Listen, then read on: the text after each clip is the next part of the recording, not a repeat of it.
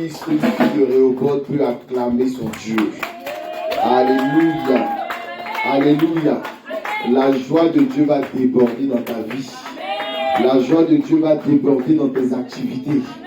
La joie de Dieu va déborder dans ta maison. La joie de Dieu va déborder dans ton travail. La joie de Dieu va déborder dans tes entreprises. La joie de Dieu va déborder dans tout ce que tu fais. La joie de Dieu va déborder dans tout ce que tu touches. Celui qui dit bien Amen. Celui qui dit Amen de tout son cœur, de toute son âme, de toute sa pensée, de toute son énergie. La joie de Dieu, la joie du Dieu déborde dans sa vie. Yes. Quelqu'un dit yes. Vous savez, nous les chrétiens, nous les enfants de Dieu, pour les hommes spirituels, oui, dans la semaine, ma femme m'a dit, toi tu interprètes tout. Alléluia. Toi, derrière tout, il y a des signes. Oui, parce que nous, on est bizarre. Alléluia. Amen. Alléluia. Amen. Et quand tu es un enfant de Dieu, même tu es bizarre. Même au travail, tes collègues ne doivent pas arriver à te discerner aussi facilement. Même dans ta famille, il y a des gens qui disent, regarde, si je lui dis ça, il va se fâcher et puis il va sortir. Et puis on t'a déjà programmé, on vient, on te dit un truc et puis tu te fâches, tu t'en vas. On peut te manipuler. La Bible dit qu'il fait de ses serviteurs des flammes de feu. Amen. Alléluia. Quand tu es un serviteur de Dieu, tu es comparable au vent. Le vent, on peut le sentir. Mais le vent, on ne sait pas d'où il est quitté, on ne sait pas où il s'en va. Alléluia. Amen. Et lorsque tu commences à sentir le vent, cela ne dit pas que le vent est là. Cela te prouve que le vent est déjà passé. Alléluia. Amen. Donc pour un enfant de Dieu, dès qu'il commence à faire quelque chose, avant que le monde puisse savoir qu'il a fait la chose, c'est que la chose est déjà accomplie. Amen. Alléluia. Amen. Et Dieu va accomplir des choses colossales dans ta vie au nom suprême de Jésus. Amen. Il y a des choses que Dieu fait lui-même là, c'est pour nous sécuriser, parce qu'on parle beaucoup. Donc il est obligé de mettre problème sur toi. Là, tu vas aller expliquer tes problèmes, mais les gens ne vont pas s'apprêter à la gloire qui vient.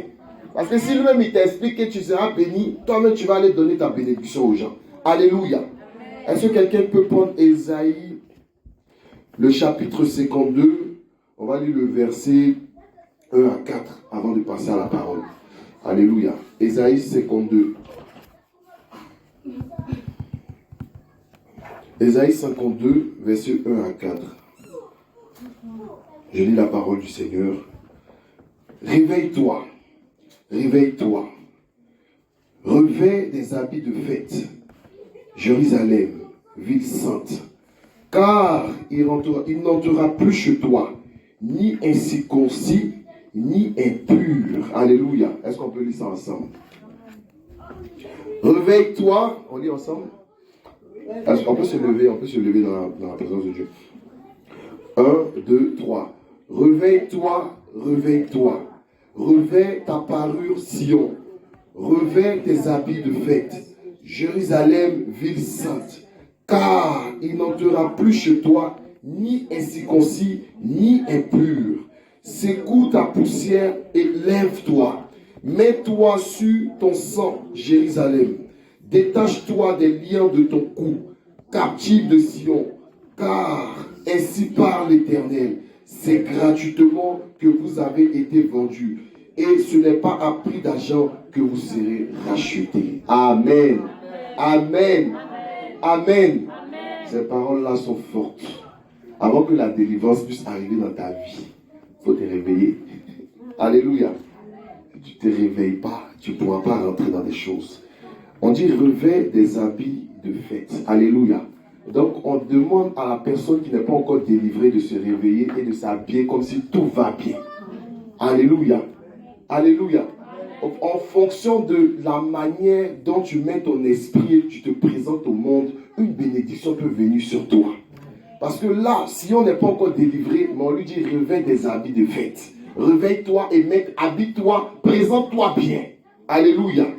Et lorsque tu te présentes bien, il y a la grâce qui vient. Alléluia. Et je crois que le Seigneur va visiter une personne en cette semaine au nom de Jésus. Je veux qu'avec ces paroles, tu te joignes à moi pour accueillir un homme de Dieu. Alléluia. Mais avant ça, on va adorer. On va donner un cantique d'adoration. Tu vas te disposer dans la présence de Dieu pour préparer l'atmosphère à la parole de Dieu. Tu vas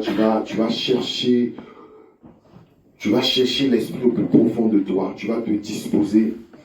Tu vas demander à Dieu pendant cette deuxième partie de culte, qu'il vienne te parler, qu'il vienne parler à ton homme intérieur, qu'il vienne nourrir ton esprit afin que tu puisses grandir, afin que tu puisses monter à une autre dimension de la parole de Dieu. Tu es Yahweh, et tu es Yahweh. Tu es Yahweh, tu es Yahweh. Tu es Yahweh, Alpha et Oméga. Tu es Yahweh, Alpha et Oméga. Tu es Yahweh, tu es Yahweh. Tu es Yahweh, tu es Yahweh, tu es Yahweh. Tu es Yahweh, tu es Yahweh, tu es Yahweh, Alpha et Oméga. Tu es Yahweh, Alpha et Oméga. Tu es Yahweh, tu es Yahweh. Tu es Yahweh.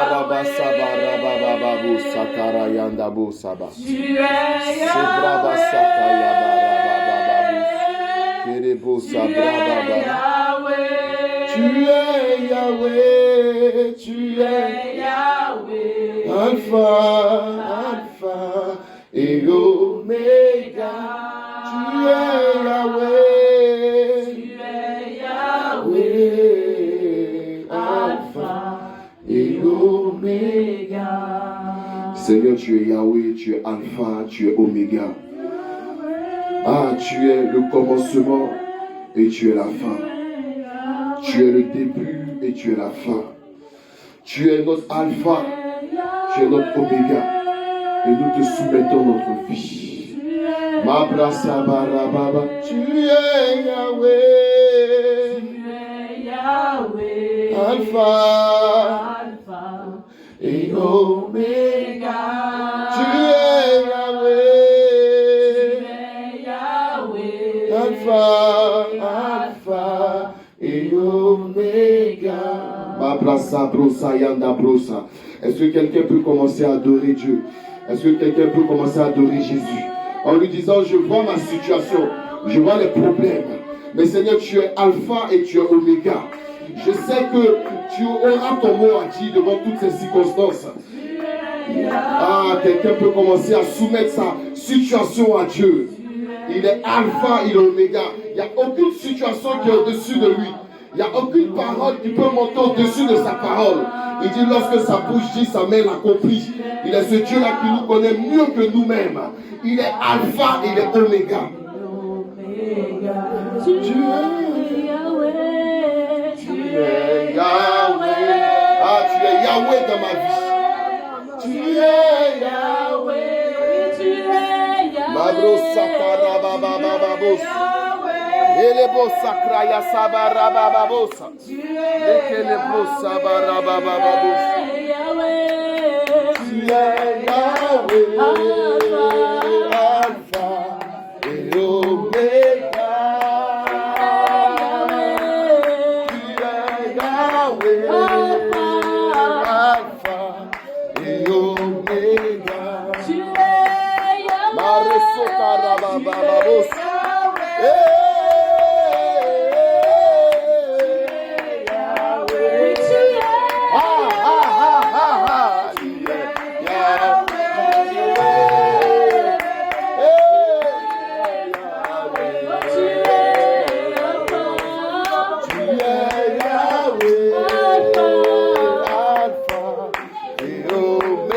Omega.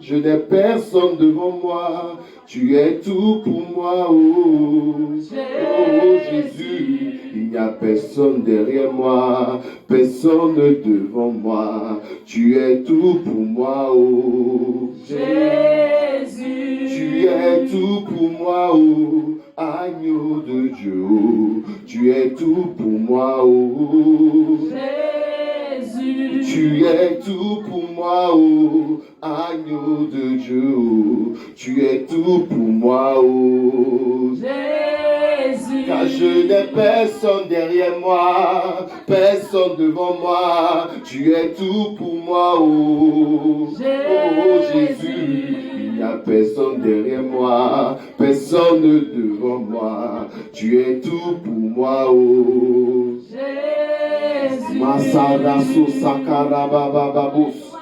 Les écrits à sande que les bros, Mabrasa yanda boro, Sikila karayanda dos, Mavara yanda dos, Mevara yasata karabababos. Je n'échouerai pas, Seigneur. Shabrasa yasata karabababos. Il y a une prophétie sur ma vie. Je ne peux pas échouer, je n'échouerai pas jamais. J'achèverai ma course. Il y a une prophétie sur ma vie. Je ne peux pas échouer. Je n'échouerai pas. J'achèverai ma course.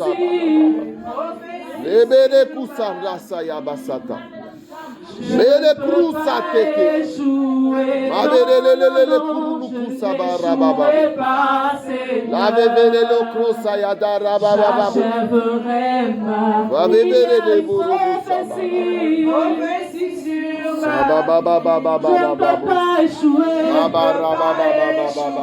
Je n'échouerai jamais. J'achèverai ma. Il y a une prophétie sur ma vie. Je ne peux pas échouer. Je n'échouerai pas. Non, non, non, je n'échouerai pas. J'achèverai ma. Il y a une prophétie sur ma vie. Je ne peux pas. Échouer. Je n'échouerai pas, Seigneur. J'achèverai ma course. Tu n'échoueras pas, quel que soit le diagnostic de la vie, quelle que soit l'intensité des problèmes, quel que soit le retard, tu n'échoueras pas. Tu n'échoueras pas. Je suis ton Dieu. Tu n'échoueras pas. Tu n'échoueras pas. Quel que soit le retard, tu n'échoueras pas. Tu n'échoueras pas. Tu n'échoueras pas. Lorsque le diable vient te chuchoter à l'oreille que tu as pris du retard, moi ton Dieu je te dis, tu n'échoueras pas. Tu n'échoueras pas. Un témoignage plus grand. Un témoignage plus grand. Et à l'horizon, ne te décourage pas. Continue d'avancer. Continue de persister. Continue de garder le cap. Car je suis avec toi. Je suis avec toi. Je suis avec toi. Je suis avec toi. Je suis avec toi. Gloire à Dieu. Je n'échouerai pas, Seigneur.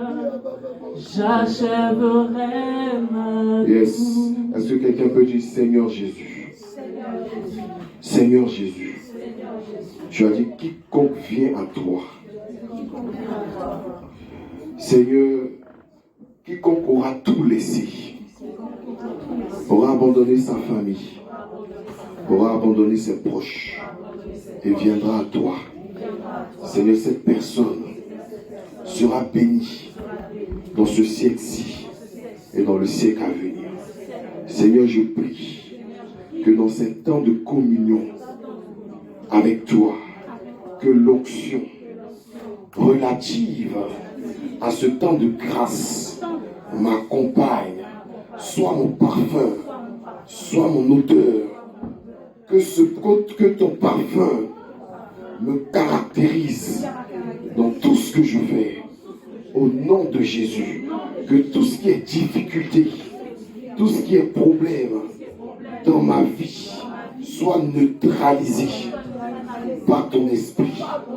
Au nom de Jésus, je prie maintenant que l'onction qui est rattachée à la grâce et à la faveur soit mon parfum, soit mon odeur.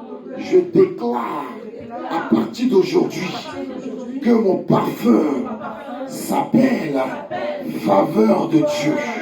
Je déclare que mon odeur s'appelle grâce de Dieu, accélération divine. Au nom de Jésus, au nom de Jésus, je déclare que l'atmosphère du trône de la grâce soit mon atmosphère, soit mon atmosphère. Au nom de Jésus, je déclare tout ce qui était retard, tout ce qui était dette dans ma vie, que le parfum de Dieu fasse disparaître toutes ces choses qui me mettent en arrière. Au nom de Jésus, parce que le parfum de Dieu, parce que l'onction de Dieu, parce que l'huile fraîche de Dieu est sur moi, je prophétise sur ma destinée, sur ma vie, que j'accélère, que j'accélère, que j'accélère dans mes projets, dans mes objectifs. Au nom de Jésus, au nom de Jésus, je prophétise sur ma vie. Bien aimé, quand on est en train de parler de prophétie, il faut bien parler. L'évêque nous a enseigné, nous a dit, les cris, des gens ont crié contre Jésus, il allait à la croix. Des gens ont crié en faveur de Barnabas, il a été libéré tout en étant coupable. Ce qui veut dire que les cris de ta propre vie peuvent produire des fruits. Les paroles que tu déclares sur ta propre destinée peuvent ouvrir des portes. Tu dis au nom de Jésus, je déclare sur ma vie, au nom de Jésus, tout ce qui était en retard est rattrapé. Au nom de Jésus, tout ce qui était échec se transforme en réussite dans ma vie.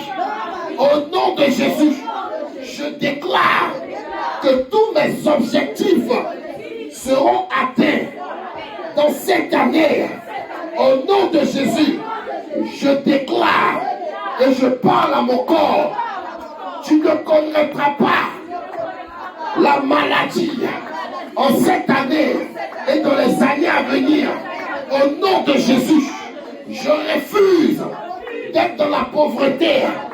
Je refuse d'être dans la justesse. Je déclare au nom de Jésus, parce que l'Éternel m'a dit et m'a promis que je serai dans l'abondance.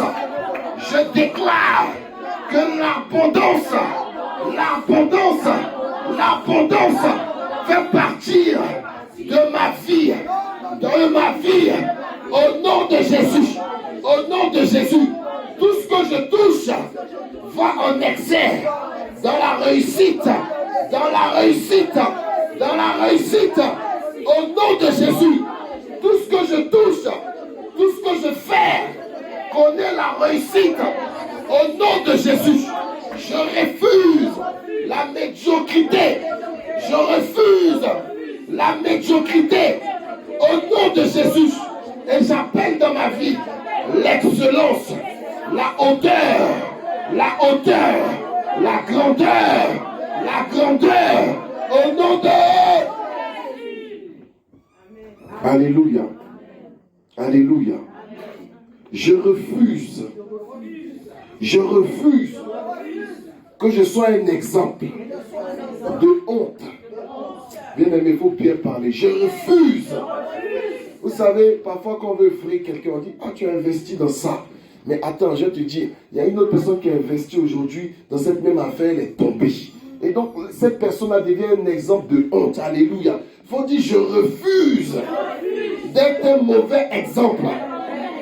Au nom de Jésus, je déclare que dans ma famille, si on parle bien d'une personne qui a été élevée, qui a été grandi, qui est passé d'un stade A à un stade B de réussite, que ce soit moi, au nom de Jésus, au nom de Jésus, au nom de Jésus.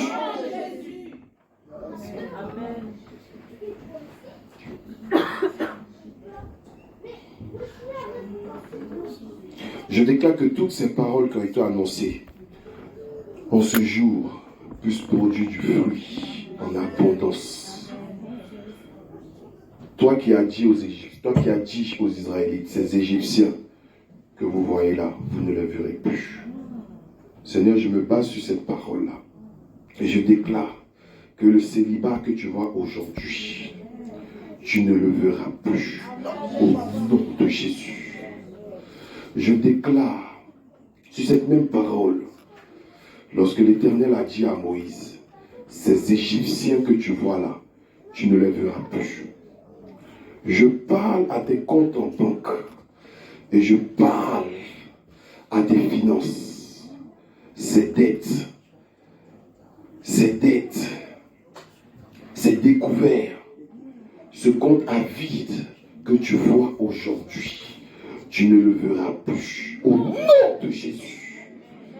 Je prie parce que tu es celui-là même qui nous a dit que nous allons prospérer à tous égards, comme prospère l'état de notre âme. Et parce que notre âme est connectée à toi, je me connecte aux finances de l'Église, aux finances de toute personne dans cette Église.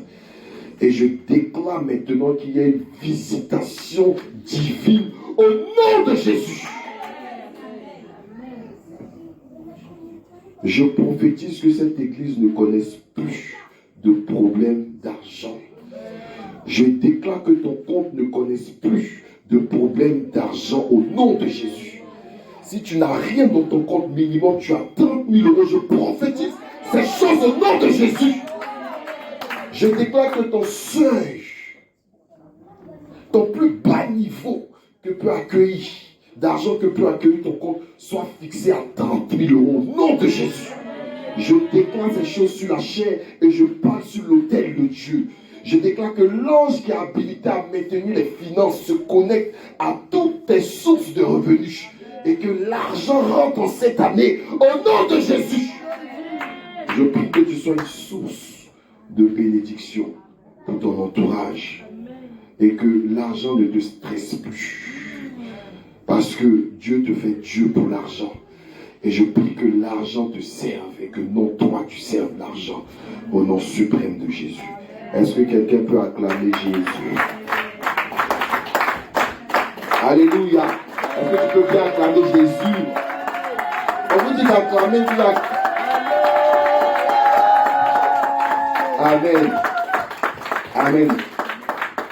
Vous savez, mais notre église doit être riche. L'argent, tu salues quelqu'un, moi-même ça va arriver, je salue, ça va. Quand je finis de le laisser, on dit, tu sais pas lui que tu as salué là.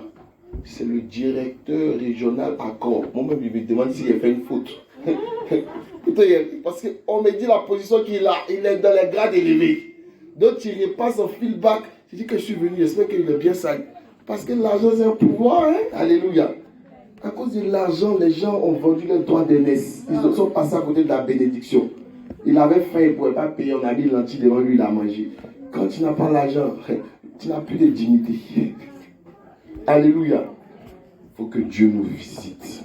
Il faut que Dieu nous visite. Il faut que celui qui est sur le trône là, il nous visite. Alléluia.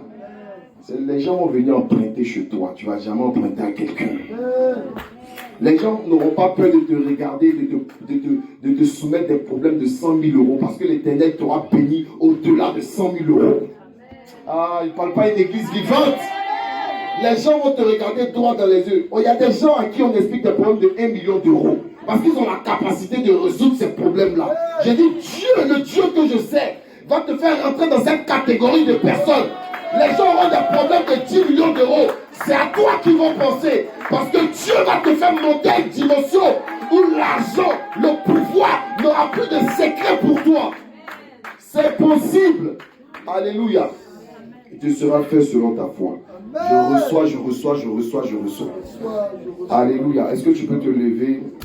Tu peux acclamer le Seigneur. On va recevoir un esprit dans un corps. Alléluia.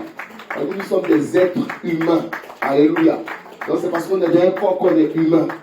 Aujourd'hui, on va recevoir un esprit dans un corps.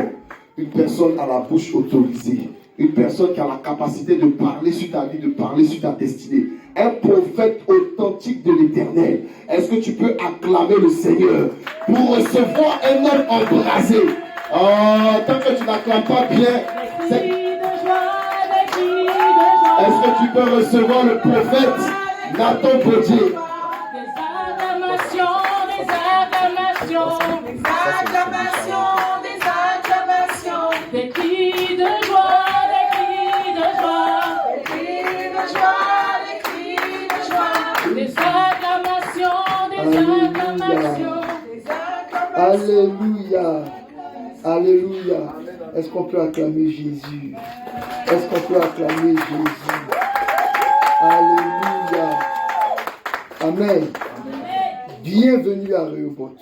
Libérer les destinés, faire des disciples, servir Dieu avec joie. Avec encore plus de vie. Bienvenue à Rehoboth. Libérer les destinés, faire des disciples, servir Dieu avec joie. Que le Dieu qui libère les destinées ouvre les trésors du ciel pour vous. Amen. Que le Dieu qui libère les destinées vous accorde de déployer votre plein potentiel. Amen. Que le Dieu qui libère vous accorde vous-même de devenir des libérateurs.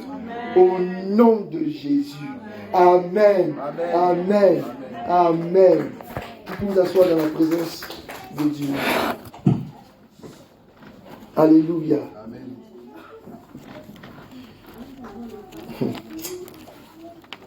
Je commence par la fin, par le milieu, par le début. Par où est-ce que je commence? Par le début. Ok. Souvent, la fin d'une chose vaut mieux que son commencement. Tu peux regarder ton voisin, te lever, le saluer, lui dire bienvenue dans la présence de Dieu. Je t'aime, je suis tout content de te voir. Approche-toi, salue 2 ou 3 personnes. Chaque fois que tu salues une personne de plus, le Seigneur multiplie. Donc une personne, ce n'est pas suffisant. Salue 2 personnes, salue 3 personnes. Que le Seigneur multiplie la grâce. La Bible dit que Marie allait rencontrer sa cousine. Elles se sont saluées et puis quelque chose s'est passé. La Bible dit que dans son sein, l'enfant a tressailli. Il y a une grâce dans la salutation. Quand des frères se saluent, il y a une communication, il y a un transfert, il y a une multiplication. Il y a quelque chose qui se produit. Amen. Amen. Vous vous asseoir dans la présence de Dieu.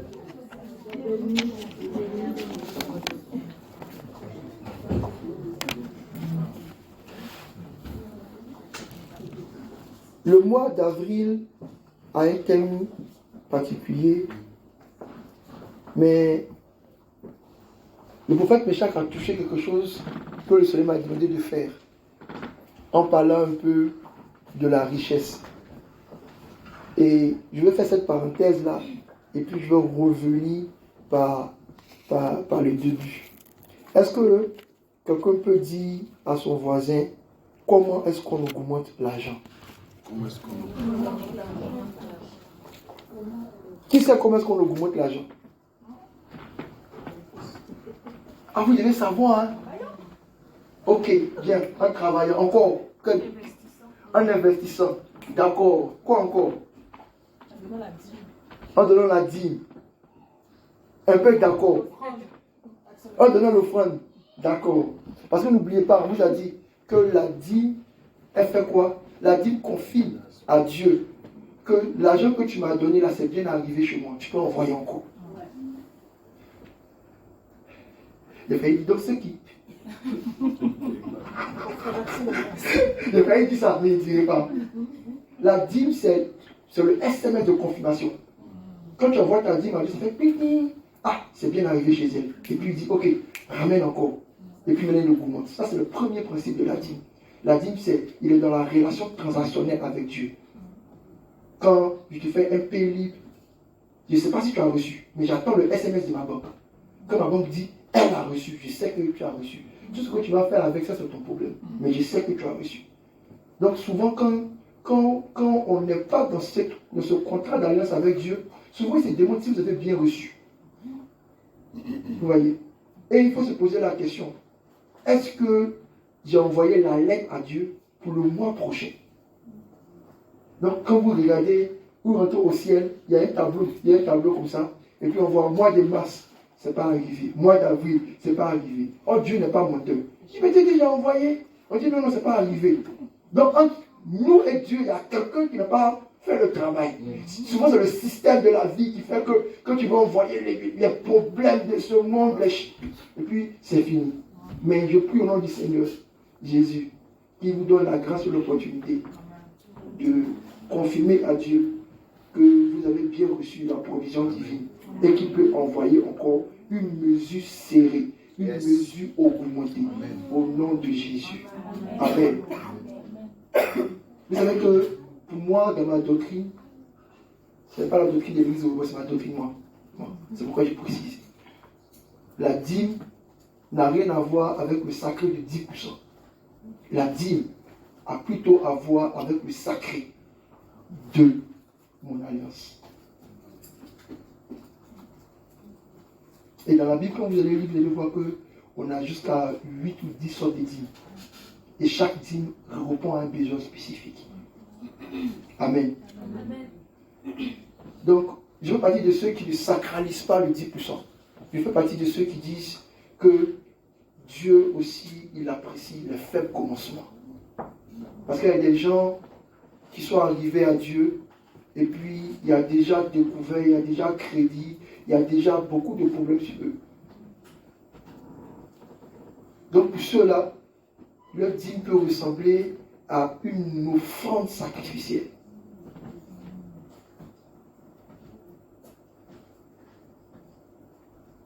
Mais ça ne veut pas dire le jour où ils enverront leur petite pièce, Dieu ne va pas célébrer ce qu'ils ont fait. C'est pourquoi quand vous regardez, quand on appelle pour la dîme, souvent on appelle la portion de l'alliance. Pour que chacun s'asseye avec Dieu. Dieu a donné un modèle à Israël. Il a dit, je veux que de notre alliance-là, on gère à 10%. Toi, tu t'assois avec Dieu. Tu dis, bon, tu as parlé d'Israël, tu as donné le modèle, là c'est l'homme des choses à venir. Moi, je vais faire alliance avec toi, 50%. C'est possible. Il y a des gens qui donnent 80%. Et puis, tu peux t'asseoir et Dieu te dit, ah, gars, on va commencer à 1%. Puis si tu gères bien, tu fais 2%. Puis si tu gères bien le mois prochain, tu fais 3%. Puis si tu gères bien encore le mois prochain, je fais 4%. Puis tu dis, ah, puis tu aussi là, comme tu l'as dit là, c'est ça non? Ah, il est payé, qu'est-ce qu'il fait? Mais Dieu est content parce qu'il sait que tu as une dimension de foi de Gédéon. Faites ici et voici, c'est vraiment moi. Comment Gédéon a pu regarder Dieu? Il dit, tu as parlé à Dieu. Mais moi, j'attends un signe. C'est pourquoi il a dit, maintenant, rentre dans la dimension du signe. Il dit, mettez-moi de telle sorte à l'épreuve. Et vous verrez, si je n'ouvre pas les écluses des cieux pour vous. J'ai donc dit à Dieu, il n'a qu'à pleuvoir sur toute la terre. Mais il ne faut pas la pluie va toucher mon toison que j'ai mis. C'est comme si j'enlève un petit chiffon. Et puis tu te dis Dieu.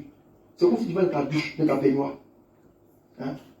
Puis tu mets ton savon. Puis tu ouvres toutes les vannes. Tu dis Dieu, la baignoire est remplie. Hein? Mais il ne faut pas l'eau va toucher le savon. Si tu fais ça, mais il te croit. Puis Dieu a fait. J'ai donc dit c'est pas fini. Il va te dire l'autre encore. Il dit, ça les fois, c'était un peu trop facile pour toi. Comme tu es Dieu là, il faut changer. Vous voyez? Donc, c'est cette relation-là que vous devez avoir. Donc oui, pour la richesse, la dîme est plutôt dans l'avant. C'est de la reconnaissance, c'est de la bienfaisance, c'est aussi les éléments pour pouvoir sécuriser notre acquis. Pourquoi je veux que vous vous dites, quand je viens et que je présente ma dîme à l'Éternel, il s'est dit, bien, comme Noé, il y a une odeur qui monte, c'est qui ça? Et puis il y a l'arc-en-ciel qui sort. En fait, le problème avec les chrétiens, c'est que votre image des choses bibliques font que vous êtes très éloigné de la réalité. Il faut les accepter. En fait, quand tu viens envoyer ton offrande, en même temps, il y a un arc-en-ciel qui sort. Il faut être capable de voir l'arc-en-ciel. Et puis, pour vous donner un peu des petites techniques que j'ai, quand je me concentre sur cet arc-en-ciel-là, souvent, il y a le Seigneur qui insiste sur une couleur bien spécifique. Et dans ce qu'on appelle la science prophétique, j'essaie automatiquement de sécurité des médecins. Ouais. C'est comme si c'était un calendrier dans le ciel. Parce que toutes les couleurs qu'on voit là, ça veut dire quelque chose. Donc il y a des gens souvent, quand ils envoient leur dîme comme ça fait couleur jaune, comme les chantres aujourd'hui. Tu sens que Dieu va déposer l'or, ça va venir beaucoup. Et puis à Dieu, ça fait violet. Et ça devient rouge. En fait, il faut regarder. Dieu parle, tantôt d'une manière, tantôt d'une autre. On ne prend pas garde. Donc on revient sur notre question. Ça c'était la parenthèse par rapport à la dîme. C'est très important. Lui, l'offrande aussi permet de multiplier. Parce que dans la spiritualité, la Bible dit, à celui qui arrose sera lui-même arrosé. L'offrande représente l'arrosoir, ou bien l'arrosement, ou bien l'arrosage. C'est comme on dit, c'est compliqué. Voilà. C'est ce que représente l'offrande. Et ça permet de nourrir la germe que tu as sémée. C'est pourquoi quand on vous dit de venir aux offrandes, secrètement, vous devez toujours mettre une graine dedans. Parce que si j'arrose un sol qui n'a pas de graine, il ne faut pas que j'attende que quelque chose va pousser. Ne vous y trompez pas. On ne se moque pas de Dieu. Ce qu'un homme aura semé, il le moissonnera. Donc dans la règle de la sémence et de la moisson, il faut la graine. Mais toi, quand tu viens ton enfant, tu viens, tu déposes, tu jettes, mais souvent tu es ici, puis tu fais quoi? Ça rentre. Oui, il tombe. Mais il n'y a pas de graine. C'est pas que pasteur Nathan ou bien prophète Michel qui ne peut pas beaucoup, non. Hein. C'est que tu as déposé un élément sans graine. Nous, on n'est pas dans la dimension des fabricateurs de graines. Nous, il faut que tu mettes la graine. Donc quand tu viens, tu dis, je vois mon offrande. C'est pourquoi la Bible dit que la dame qui a envoyé son offrande là, qu'elle a envoyé, Dieu a vu la graine, Jésus a vu la graine. Il dit, cette dame là, elle a donné plus que tout le monde. Parole de connaissance, elle a donné tout ce qu'elle avait. En fait, quand elle déposait là, elle dit, hey, elle a été dans la dimension de la femme, comment elle s'appelle? La dame de Élie, la femme tsunamite. Elle dit, je n'ai plus rien à part ça. Ce que je vais te donner, après je ne le mangerai pas. Moi, puis mon enfant, on mourra. Quand Dieu a vu cette graine, il dit, non, les gars, vous avez défilé, tout, ouais. Mais la dame là, ce qu'elle a déposé dans le panier là, ça pèse. Plus que tout ce que vous avez déposé. Que vos offrandes au nom de Jésus comportent toujours une graine. C'est pourquoi, pour ceux qui se rappellent, quand on a parlé on va refaire cette année encore, on a parlé des lois ou bien de la recette de l'alliance. On a dit que de l'alliance, il faut toujours un vœu. Il faut faire un vœu. Faire un vœu à l'Éternel.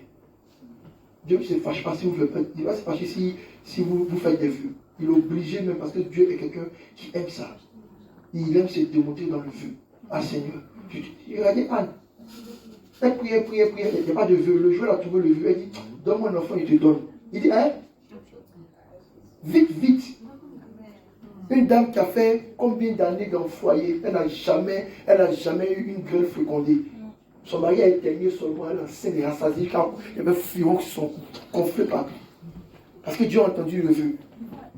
Parce que dans cette relation de l'alliance, Dieu veut aussi voir si tu vas faire ta part.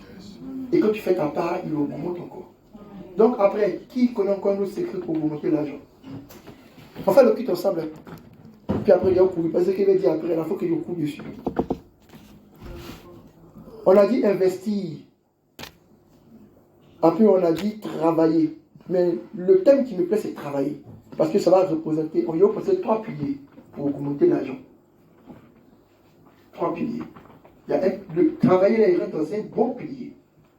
Investir, il rentre dans un autre pilier, mais ce n'est pas le mot que je souhaite. Après, les offrandes, c'est bien parce qu'il rentre dans le pilier spirituel qu'on va travailler ensemble. Économiser. Économiser permet d'augmenter l'argent. Mais en fait, économiser ne permet pas d'augmenter l'argent, économiser permet de garder l'argent. Nous, on veut augmenter, on ne veut pas garder. On veut que ça augmente. Souvenez-vous de la parabole des 3 talents, des 3 serviteurs. Dieu est venu, il a donné 1 talent à un, il a donné 2 talents à l'autre, il a donné 3 talents à chacun. Et puis, le gars, il est parti, il a creusé, il a mis la pièce dedans, il a fermé. Dieu vient et dit, mais qu'est-ce qu'il fait? Il y a un qui dit, j'ai investi. Il dit, tu as bien fait. Il y a un qui dit, ah, Dieu, au moins, il essaie de travailler, ça a donné 2. Il dit, c'est bon, c'est bien. Et toi? Il dit, ah, mais c'est que c'est compliqué. Donc, j'ai mis dans les sables, j'ai fermé. Là, comme c'est que tu as là, c'est ça, ça te revient. Il dit, tu es méchant. Et puis, ce que tu penses que tu as, je vais t'enlever ça. Et puis, je vais te donner un autre. Et j'ai prié le Seigneur, Seigneur, je prie au nom de Jésus. Tous ceux qui sont dans le monde, pas chez vous ici, dans le monde là-bas, qui ont caché l'argent qui ne fait rien, que ça vienne. C'est dans la Bible. La Bible dit que vous allez amasser des trésors que vous n'avez. C'est naturel. Il dit, les portes du monde s'ouvriront vers vous. J'attirerai les trésors des nations. Vous savez qu'un trésor, c'est quoi? À l'époque, quand on disait trésor, le gars a fait coffre. Comme le riche, il dit mon grenier est rempli. Dieu dit toi qui es un plantain, ce soir-là même, tu vas mourir. Et puis, tout ce qu'il a économisé, là, on ne sait pas où ça s'en va. Quand j'étais en Italie, chaque fois j'ai prié pour ça. J'ai dit, c'est de faire moi rencontrer quelqu'un qui va mourir dans 2 jours. Que je l'aide à traverser la route. Qu'elle soit contente de m'avoir vu. Et qu'elle me dise, mon fils, viens m'accompagner à la maison. Je l'accompagne à la maison. Et puis elle dit, je n'ai plus d'enfants. Voici ma lettre. Et puis elle signe. Elle dit, tiens, tu es mon héritier. Et puis elle dit, Seigneur Jésus, les maçons, rencontre des destinées. Il y a une femme qui a reçu comme ça un héritage. Elle est rentrée dans la vie d'une femme qui était très compliquée.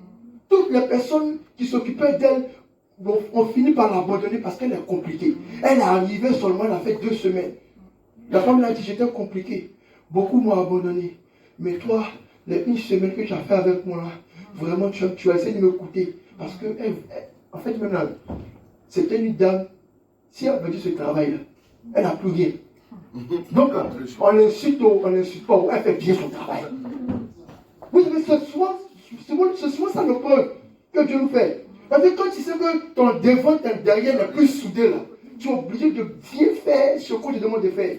Et ça là, ça fait que quand la dame est partie, au départ, elle avait fait l'héritage de tout ce qu'elle avait. Pour que ça parte dans les associations de chats. Dieu dit non, les milliards ne peuvent pas aller chez les chats.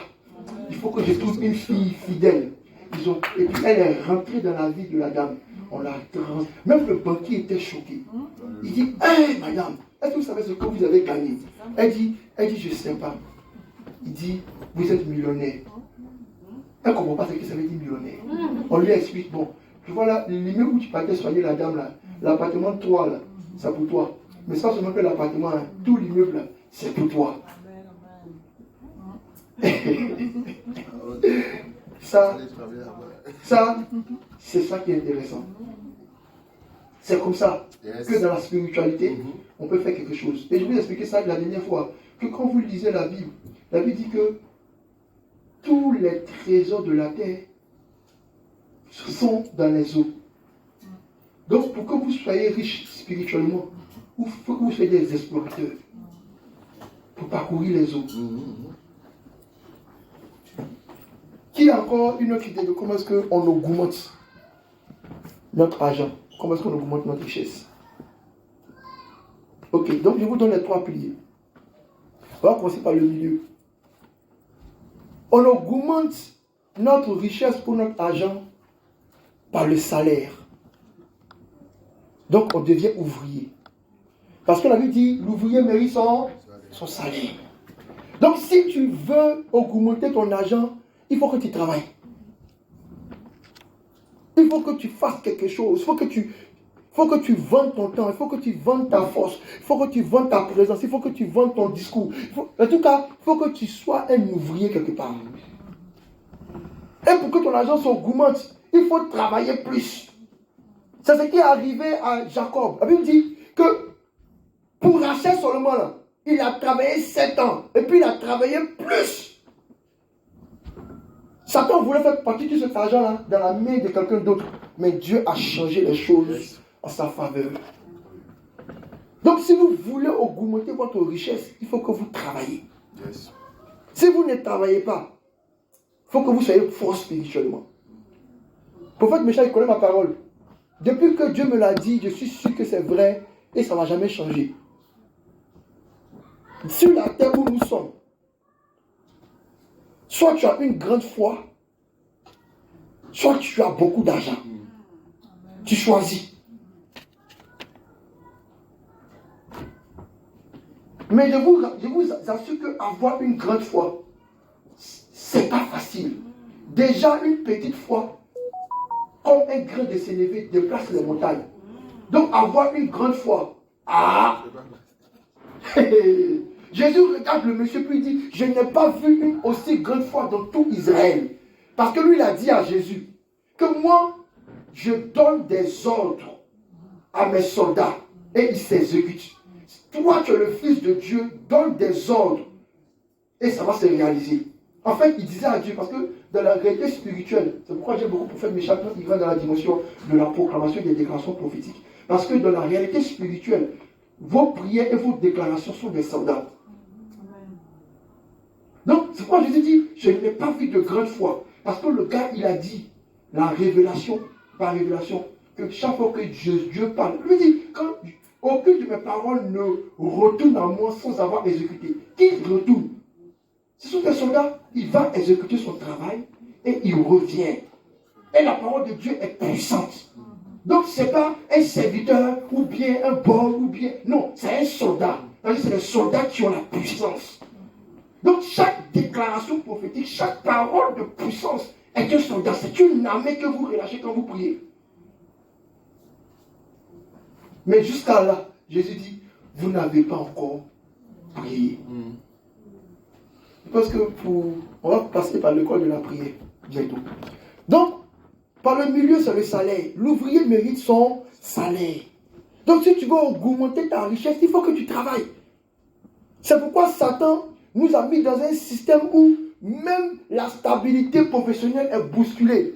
Mais vous devez comprendre, si Satan vous attaque par le travail, ou bien que toi tu mets ton CV, personne ne t'appelle, tu dis non, tu veux faire un petit argent, on ne veut pas te prendre, c'est qu'il y a un problème. Il vient d'identifier que c'est par la richesse que Dieu va te bénir.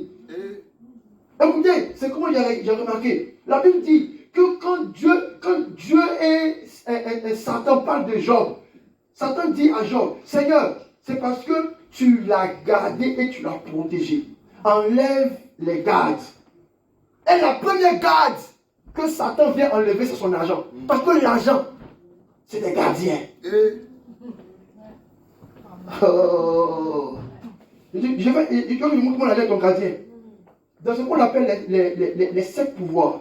Parce qu'il avait dit, Dieu dit, je vais te donner tout pouvoir. Et je demande à Jésus, quels sont tous ces pouvoirs-là? Puis Jésus m'a cité ça. Dans les 7 pouvoirs, il y a un qu'on appelle l'argent, et puis il y a un qu'on appelle la force.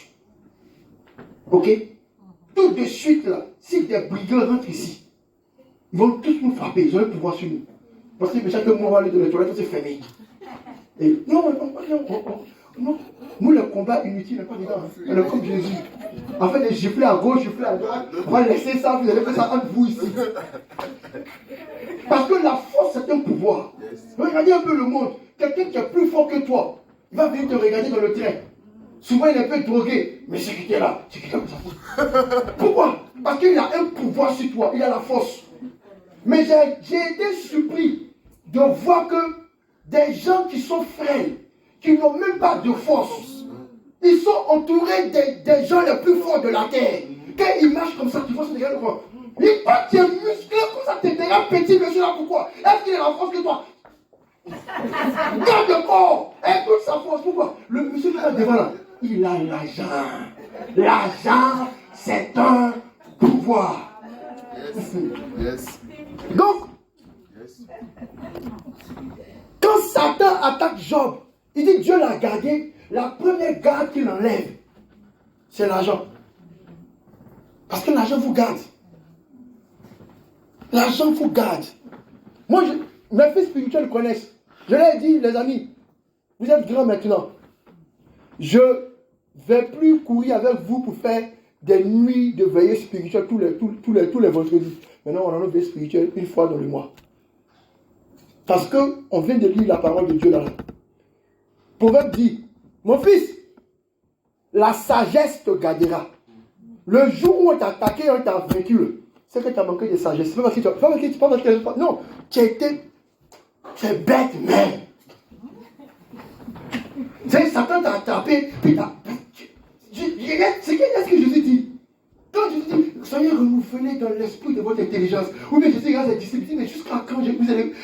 Petit par rapport à ça, vous ne comprenez pas. C'est qui te garde? C'est la sagesse. Et quand vous lisez la Bible, vous venez dans les dons spirituels et dans la puissance spirituelle de Dieu, dans l'esprit qu'il a pris pour revêtir Jésus, il a mis la sagesse. C'est la sagesse qui a fait que Jésus, on voulait le porter pour le jeter. Il s'est arrêté au milieu de vous. Il dit, qu'est-ce qu'il a fait? On dit, on pensait que tu allais te jouer les jokes. Si on allait te montrer ça. Il dit, non. La sagesse va vous garder. Yes. L'argent aussi, c'est de bons gardes. Mon père m'a fait une histoire. Ça m'a marqué beaucoup. On était assis, c'était avant que je parte en mes études. Il a pris une liasse de billets, les nouveaux billets. Vous voyez les billets qu'on attache, ça fait 1 million, mais c'est petit comme ça. Tu sais que même, c'est tellement fait que si tu sens te déchirer, c'est de l'argent. On était assis là, il vient s'asseoir. Je ne sais pas ce qu'il faisait, de méditer ou bien, je ne sais pas. Il vient s'asseoir à la terrasse avec moi, au petit salon. Et puis, il met son sac, il fait sortir une liasse de billets, puis il jette sur la table. Or, vous ne pouvez pas, on a un contrat. Moi, je lui ai dit que je sais que tu as l'argent. Et toi, ce que tu veux, c'est que je te demande l'argent. Mais moi, je ne demande pas l'argent. Ma mère soeur me disait, toi, mais Nathan, ton frère toujours, il aime ton papa pour l'argent. Toi, tu vas pas ton papa, toi, tu me demandes à moi. Il dit, non, moi, je demande à ton père, c'est ma mère. Mon papa, je n'ai pas demandé l'argent. Elle dit, mais pourquoi? C'est ton papa. Il dit, non, tout ce qu'il a là, c'est pour moi. Parce que lui, c'est pas ça comme ça. Donc, il ne peut pas lui demander, il doit me donner ce que je demande. C'est comme ça qu'il y a une culture avec Dieu. Moi, je ne demande pas. Il ne faut pas prier à Dieu pour dire, Seigneur, pourquoi? Donne-moi la vie, pourquoi? Si même tu m'aimes, tu me donnes, tu m'aimes pas, tu me laisses.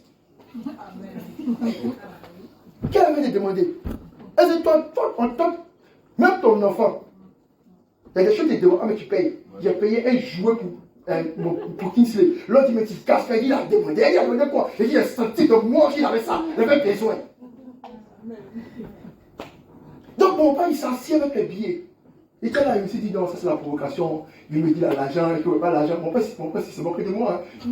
Parce que je voulais être entrepreneur, donc je vais créer une petite entreprise. Alors, c'est pas sécurité.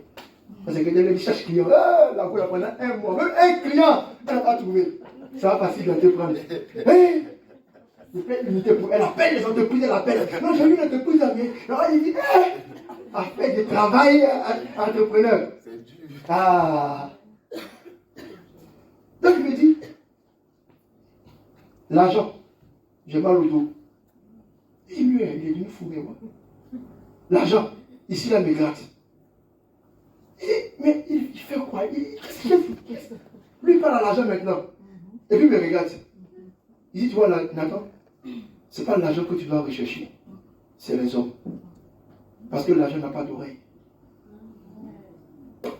Il n'a pas compris. Il me s'est dit, mais j'aime ces jeux dangereux. C'est les vieux pères dans le proverbe de l'Afrique. Il dit, tu vois, tout l'argent que je te posais sur la table, tous les problèmes que je veux qu'il résout, il ne pourra pas les résoudre tant qu'il n'y a pas une personne qui prend soin de ça. Lui, avec l'argent, je peux me soigner. Mais il faut que quelqu'un prenne cet argent pour aller à l'hôpital avec. Donc, si tu enlèves ta quête d'argent en supprimant les personnes, tu ne seras jamais riche.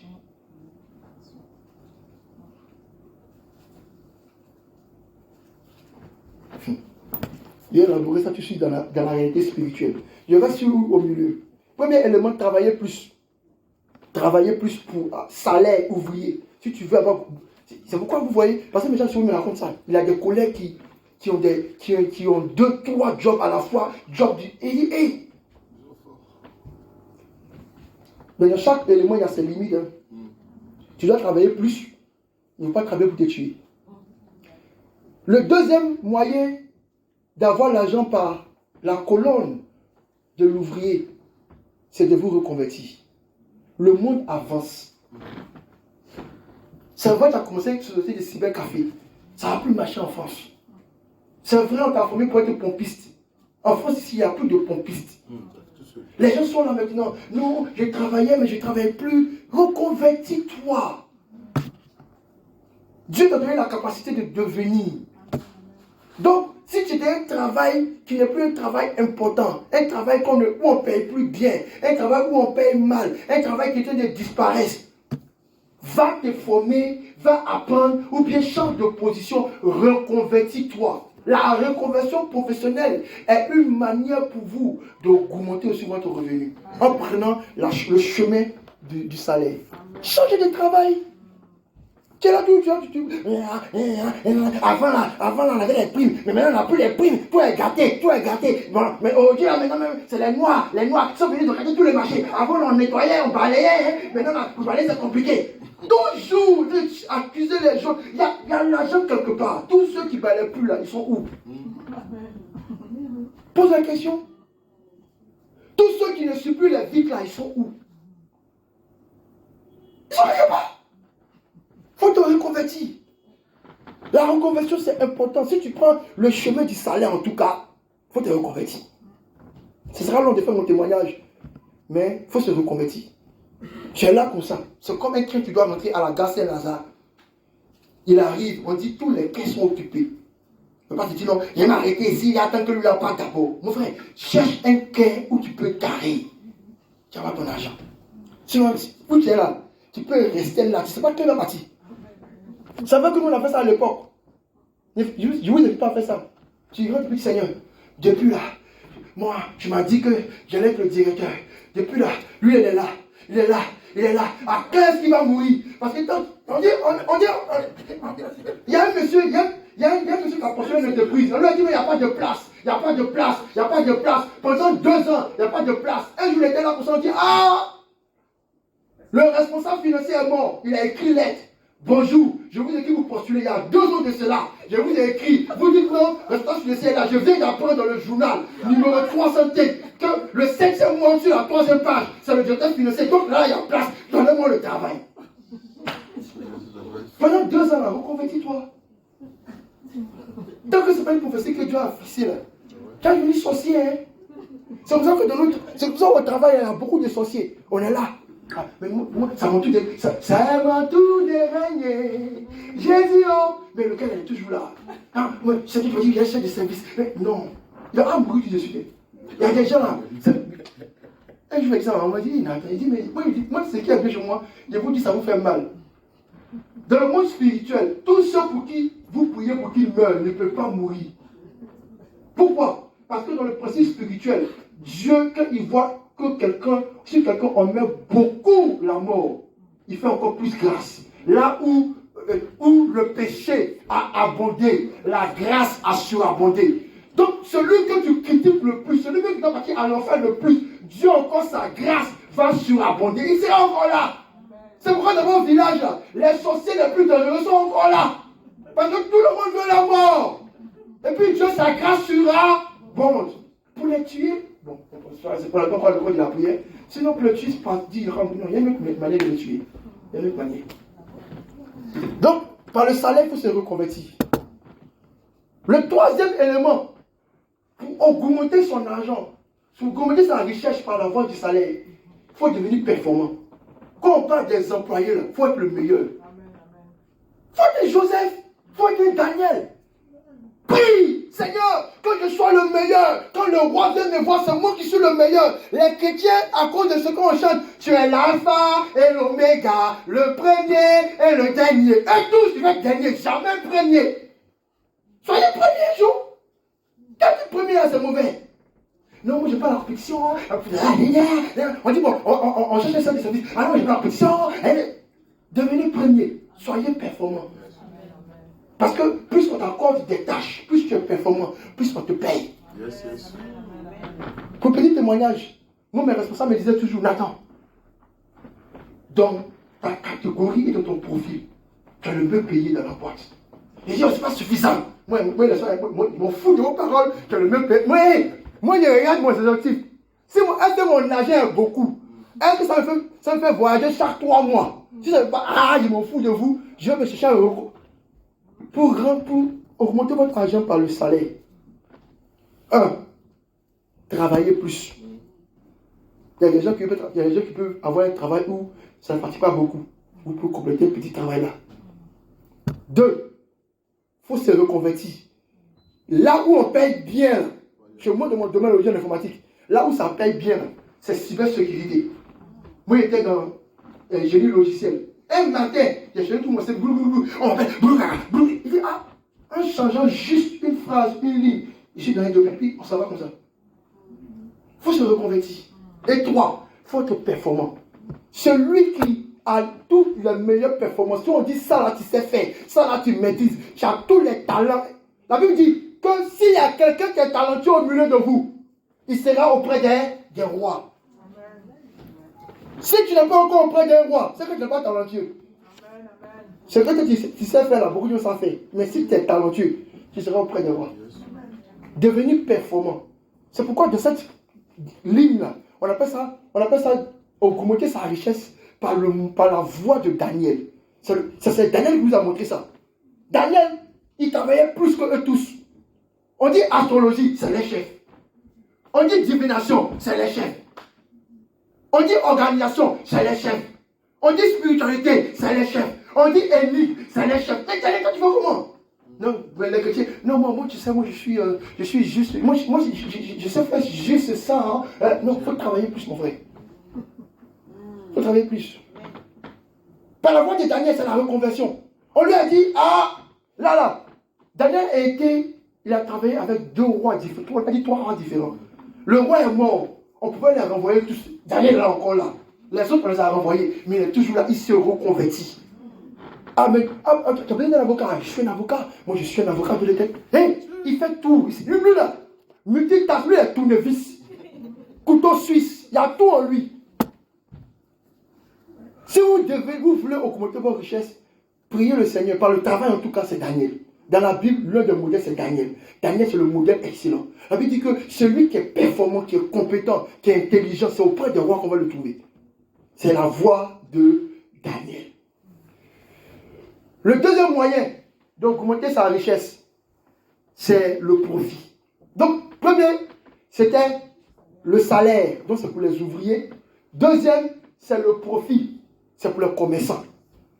Si tu veux devenir riche, là, il faut que tu vendes quelque chose. Moi, souvent, je n'ai pas dit que c'est mauvais. Souvent, je taquine un peu mes frères. Ils disent, mais votre église, vous n'êtes pas fort spirituellement. Ils disent, mais c'est normal, on ne vend rien. Chez eux, là, ils vendent une goutte d'huile d'onction. Ils vendent sueur du prophète. Ils vendent sable de l'Égypte. Comment une église va prospérer? Elle a trouvé le secret, il faut vendre. On vend la prière pour ton papa qui est décédé. On vend la prière pour ton enfant qui va réussir. On vend tout. C'est pour l'église. Maintenant, imaginez pour les autres du monde. Souvent, les gens t'appellent. Mais je vous appelle. Je dis non, je n'ai pas le temps. Non, je prends votre numéro, mais parce que vous avez besoin. On te vend quelque chose. Si vous voulez prendre la voie du profit, vous devez devenir des commerçants. Vendez. Il y a toujours quelque chose à vendre. Vous dites que vous n'avez pas l'argent. vendez vos fauteuils, vendez votre télévision, vendez votre micro-ondes, vendez vos chaussures, vendez vos essais habits. Vous savez pas s'il n'y a pas l'argent, il y a l'argent. Mais parce que vous ne voulez pas vendre. Ah, et puis vous êtes riche quoi. Ok. Ne vendez pas, hein. Ne vendez pas. Il faut apprendre à vendre facilement. Après, il y a le nom de la personne qui est ici. Lui, il est un spécialiste. Vous pouvez le découvrir maintenant dans la Bible. Parce que pour le salaire, c'était le bon travailleur, le bon caractère. Il y a plusieurs noms, hein, mais c'est Daniel qui est le modèle. Daniel, Néhémie, etc. Mais pour les vendeurs, il y a un champion. Il y a un champion. Donc, profit, il faut penser profit. Ne pensez pas à Judas. Hein. Judas lui a vendu Jésus, lui c'est le vrai vendeur. Non, mais il voyait quand même. Parce qu'il faut bien vendre. Lui, il a vendu seulement qu'à 30 cycles. Donc le salaire de même pas 1 mois, 2 mois. Il fallait vendre Jésus à 2 milliards. Ses enfants, les enfants de ses enfants n'allaient plus jamais être pauvres. Il a vendu Dieu. Ou bien, quelqu'un qui vend Dieu. Oh, Dieu coûte. Dieu lui-même, il coûte plus cher que tout ce qui peut exister. Puis lui, il a vendu ça. Puis le mot pauvre, il vaut rien. Il vaut rien. Ça, c'est le faux vendeur. Les vendeurs de tomates pourries. Il faut vendre des choses pour la qualité. Il faut que vous appreniez à bien vendre. Même en entreprise, vous devez apprendre à bien vous vendre. Quand tu salues, bonjour, il dit, il dit, lui, il n'y a pas beaucoup à y arriver. Hey, faut pas. En entreprise, c'est comme on a dit. On a dit, d'accord, c'est vrai que tu es beaucoup humble, mais tu sais, en entreprise, ce n'est pas l'humilité qui avance. Hein.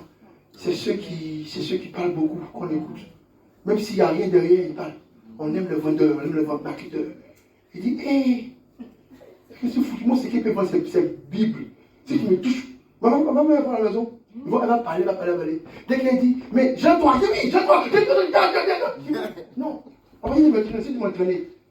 Même pour vendre Bic, essayez de vendre des Bic. Yeah? Vendez par ce chemin-là. Ok? Vendez quelque chose. Les dimanches là, on veut faire l'agapé, vous finissez, vous envoyez bonbon sucette avec écrit Jésus t'aime dessus, puis vendez à vos frères. Vous allez voir l'argent. Comment c'est faux? Oui. S'il y a des gens qui vendent les mèches ou bien voilà. Audrey a beaucoup de bijoux. Un matin, elle a une caisse de bijoux. Je vous fais payer les bijoux là en 3 fois sans frais. Vous allez payer? Vous prenez, vous avez les bijoux, vous les vendez. Vous allez payer? Faut vendre. Par la voie du profit, il faut vendre. Deuxième élément, par la voie du profil, il faut que vous apportiez une solution. Vous regardez, il y a un problème quelque part. Pour vous apporter une solution. Pour trouver les solutions, ce n'est pas facile. C'est pourquoi le modèle qui est ici, là, c'est un modèle excellent. C'est le meilleur des vendeurs de la terre. Qui l'a découvert dans la Bible? Et bon, quand vous regardez tous les personnages, à part Judas, c'est un fou, qui est un vrai vendeur dans vos modèles? Bon, combien de commerçants vous connaissez dans la Bible? Non, tu ne vas pas dedans. Les pasteurs sont éliminés. On est ici. Il faut bien le dire, il faut les calmer. Hein? C'est qui? Ah, ok. D'accord. On va terminer. Le troisième point, pour ceux qui doivent travailler par la voie du profit ou du commerçant, c'est que vous devez devenir des entrepreneurs. Si vous n'avez pas un esprit d'entrepreneur, vous ne pouvez pas.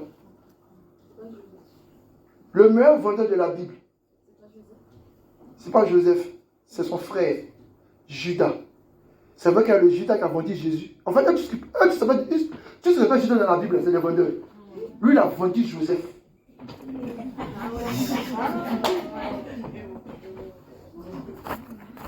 Et pourquoi c'était un meilleur vendeur? Il a vendu Joseph, et puis c'est lui maintenant qui est devenu le préféré, le chouchou. Et puis c'est lui qui lui a vendu Jésus. Il a vendu pour perdre, il a vendu pour gagner. Et je soupçonne même que Zachée, c'est un fils de Jésus. Ces gens qui ont l'esprit de commerce, qui disent il y a un problème là. Et puis, on va le transformer de l'autre côté. Lui, il a tellement vendu tout qu'il devait aller pour chez une prostituée. Il a vendu même sa corde. Il a vendu. Hey, lui, il vend, hein?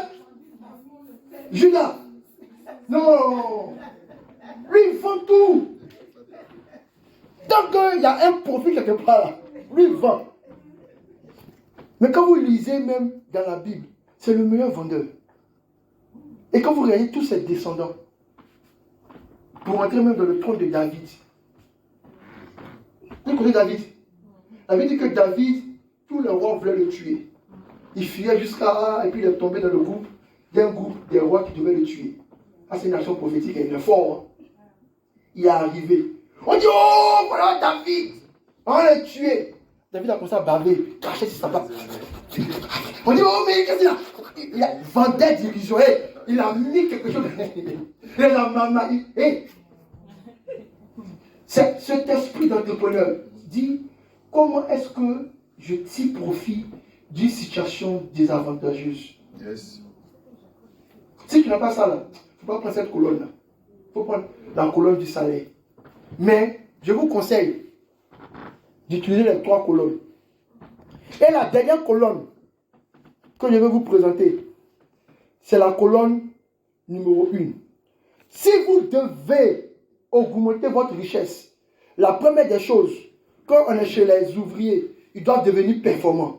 Quand on est chez les commerçants, ils doivent devenir de très bons entrepreneurs. Mais quand on est dans ce groupe-là, ils doivent augmenter leur valeur. Okay. Ils investissent en eux. On a l'impression que quand eux, ils ne sont pas là, ça ne va pas marcher.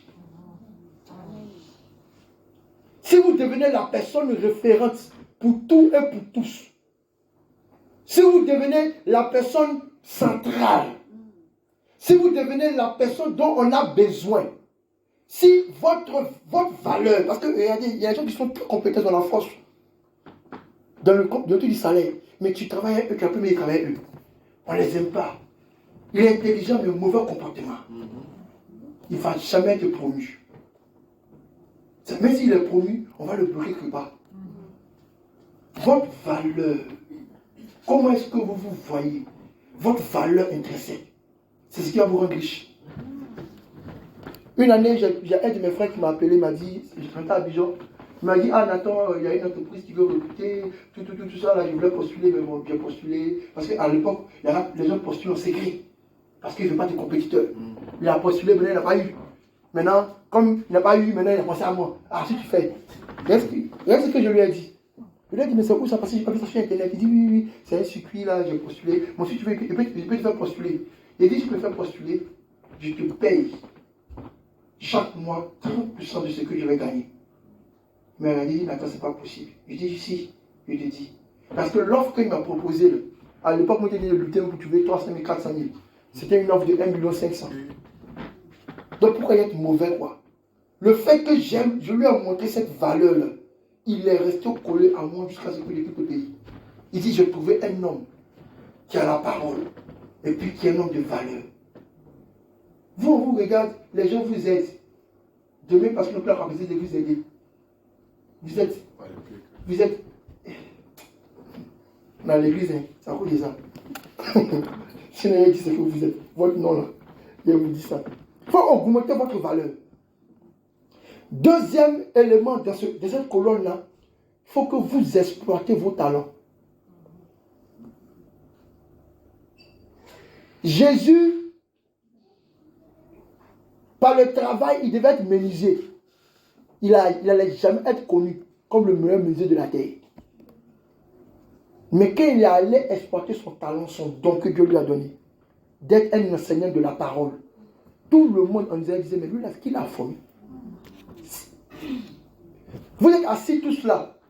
Il y a quelque chose que Dieu vous a donné. Il y a un talent que Dieu a caché en vous. Mais vous n'avez jamais utilisé ça. C'est pourquoi on ne vous a jamais connu dans le monde. Tous ceux que vous connaissez dans le monde, ils ont découvert très tôt, par un moyen peut-être, que je ne vais pas vous expliquer, mais ils ont découvert très tôt où ils sont talentueux. Et ils sont allés. Regardez, il y a des gens, ils n'ont pas cherché à aller faire master, doctorat. Eux, ils dansent seulement. mais ils ont un salaire plus gros que le salaire des docteurs. Il y a des gens, c'est le football qui fait trop mal. Lui, il a tapé dans le ballon une fois, tapé dans le ballon 2 fois. On dit qu'on le paye comme ça. Dans ton numéro où tu es là, vous tous votre salaire là, c'est ça, lui sa journée, parce qu'il tape dans le ballon. Ce qui veut dire que si vous découvrez très tôt votre talent, le talent c'est quoi? Ce que vous pouvez faire, même si vous n'avez plus de force, même si vous n'avez plus d'inspiration, c'est votre talent. Après, on parlera un peu de comment est-ce qu'on voit le talent, la passion, un autre jour. Peut-être dans la petite exhortation du jeudi, parce que c'est très important. Mais regardez un peu ce qui vous passionne. Votre talent n'est pas trop loin. Mon papa, c'est comme ça, il a déclaré ma maman de son talent. Hein.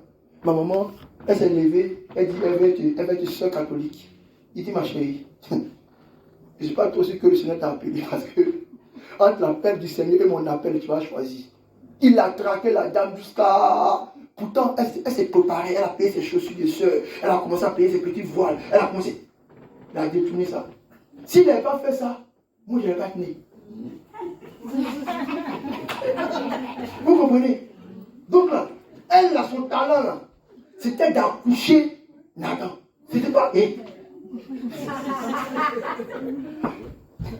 y a des gens que vous allez rencontrer qui vont vous pousser, vous presser, vous bousculer, jusqu'à ce que vous rentrez dans l'utilisation de vos talents. Un jour, j'ai parlé à un ami, et puis, ça va le faire aussi à l'école de prière. Je lui ai dit, viens.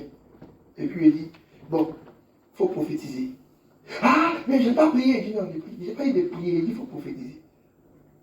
Ça, c'est quand je prenais mes garçons à l'école de prière.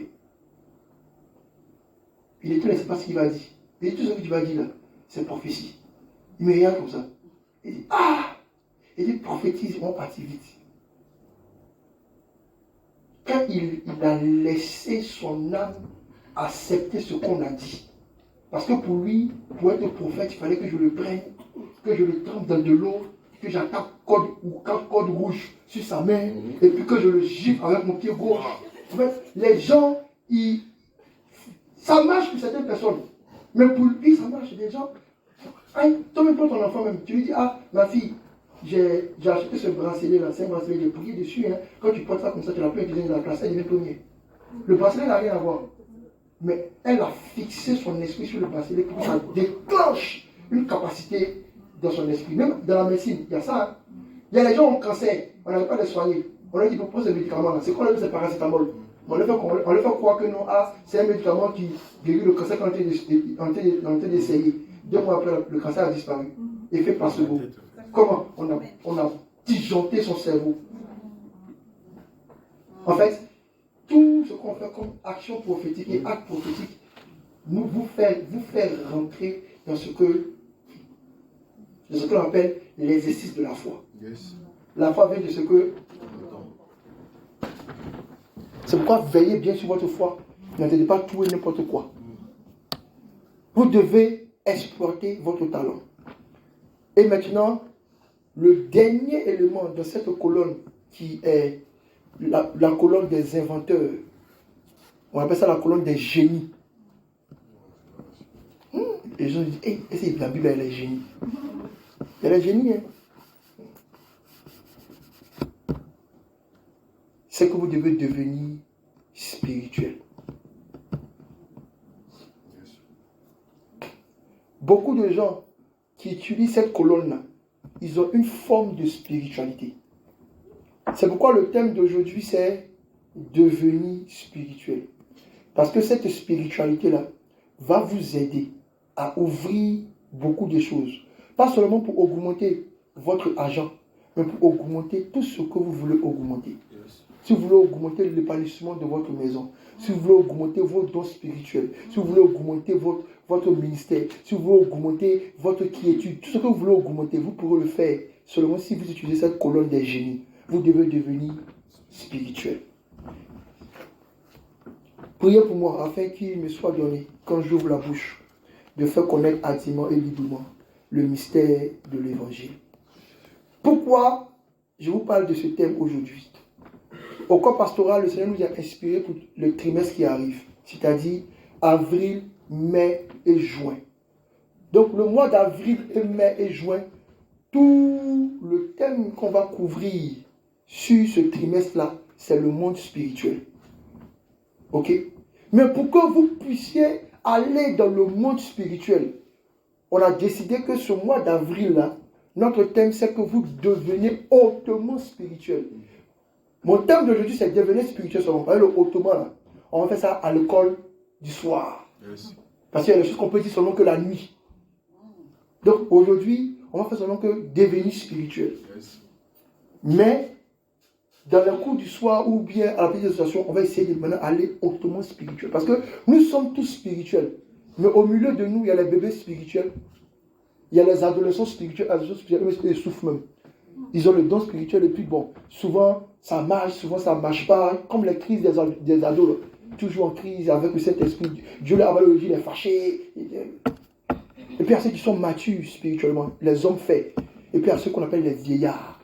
Vous rentrez dans la classe de ceux qu'on appelle les 24 vieillards. Vous êtes dans le conseil de Dieu. C'est une aptitude, une capacité spirituelle. C'est pourquoi il dit que s'il y a un prophète, ou bien s'il y a quelqu'un, s'il doit faire quelque chose, je ne ferai pas sans avoir dit à mon serviteur qui, Abraham. Abraham avait dépassé la dimension de l'enfant spirituel, il est rentré dans la dimension des 24 vieillards. Dieu ne fait rien sans le consulter. Yes. Je rappelle ça tout à l'heure, en courant. Parce que là, il faut qu'il court. Ce qui est bien, quand il court comme ça, après, toute la tête commence à réfléchir. Et puis Dieu va travailler. Donc, le mois d'avril, là, c'est devenu autrement spirituel. Le mois prochain, on va parler de recevoir l'esprit. Parce que pour rentrer dans le monde spirituel, d'abord, si tu n'es pas devenu spirituellement, tu ne peux pas rentrer dedans. Ensuite, le monde spirituel, il est plus dangereux que le monde surnaturel. Donc, si tu rentres dans le monde spirituel, il faut que tu reçoives l'esprit. Il faut que tu reçoives la puissance. Parce que dans le monde spirituel, c'est la puissance qui parle. Yes. Ah, tu n'es pas puissant et c'est chaud. Demandez à Job. Ensuite, le mois de juin, on va parler de manifester la puissance. Parce qu'il ne suffit pas seulement de recevoir la puissance, mais il faut aussi la manifester. Ok? Maintenant, asseyez-vous.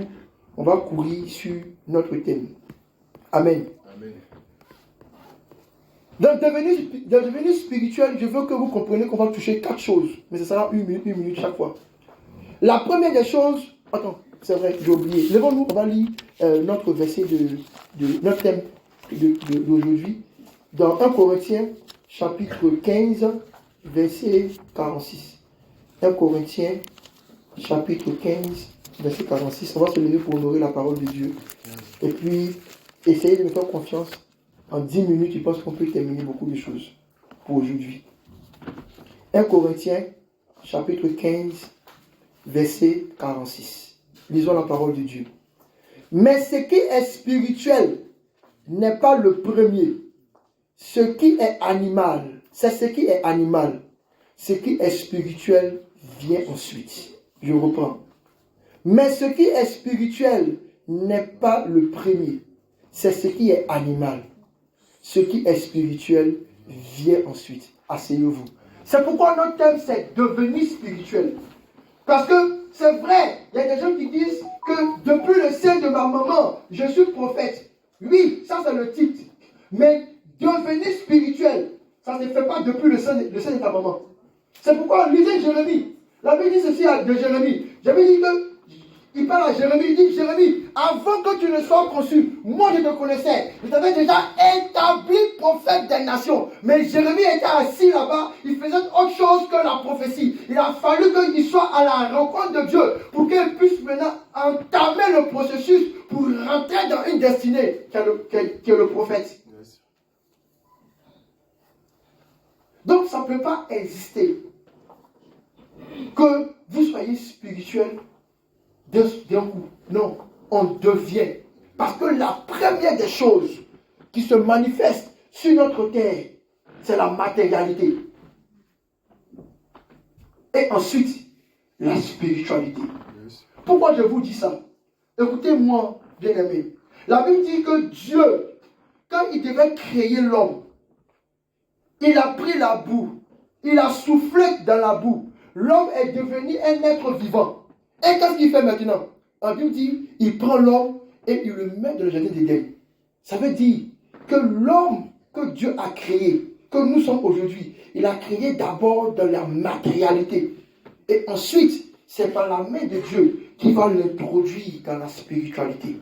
On est toujours introduit dans la spiritualité. Il y a des gens